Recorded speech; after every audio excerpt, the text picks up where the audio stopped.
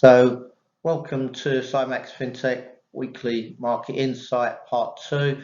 This is where we're going to look at this coming week's data. As usual, disclaimer, trading does involve the potential risk of loss of capital and is not suitable for everyone, although hopefully it is for you. Now, just be aware of leverage because you can lose substantially more than that initial investment that you make. Everything that's included in these is just purely for educational purposes. We are not trying to encourage you to trade or invest. That has to be your decision. And before you make that decision, carefully consider the risks involved, your financial situation, your level of experience and risk appetite. And of course, you should only risk capital you're prepared, but more importantly, can afford to lose. If you've got any doubts whatsoever, seek independent financial advice before you risk your capital. Please, that last bit is so important. Until you understand trading, do not try and trade live. Practice, practice, practice with a demo.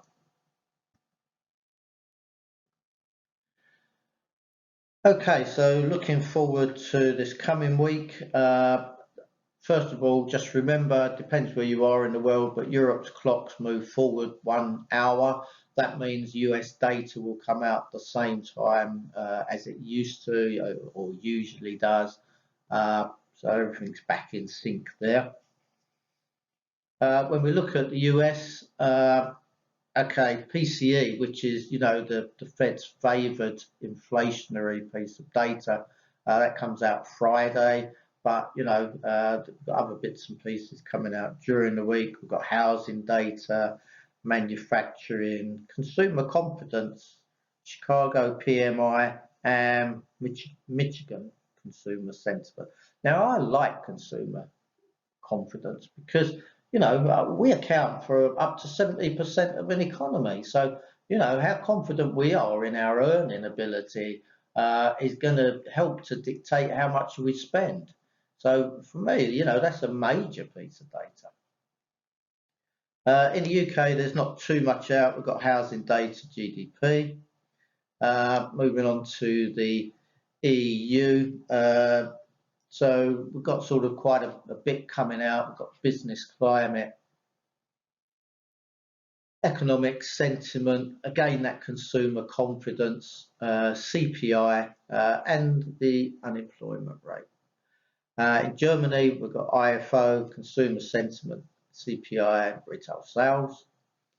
And then when we move on to China, PMI, so we can, there's a couple come out there, manufacturing and non-manufacturing, so we can see how they're doing since they've reopened, whether things are progressing there.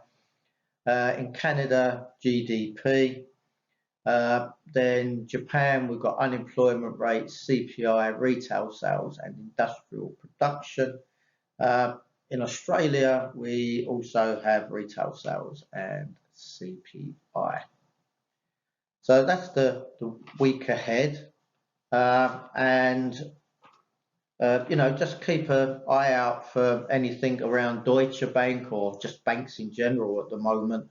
And also what Yellen and Powell may say, especially regarding sort of the how much support they're either giving to the banks, but also this sort of covering losses and all that, which I'm going to talk more about in the macro outlook. But that's it for this part, and I hope that you will look at part 3.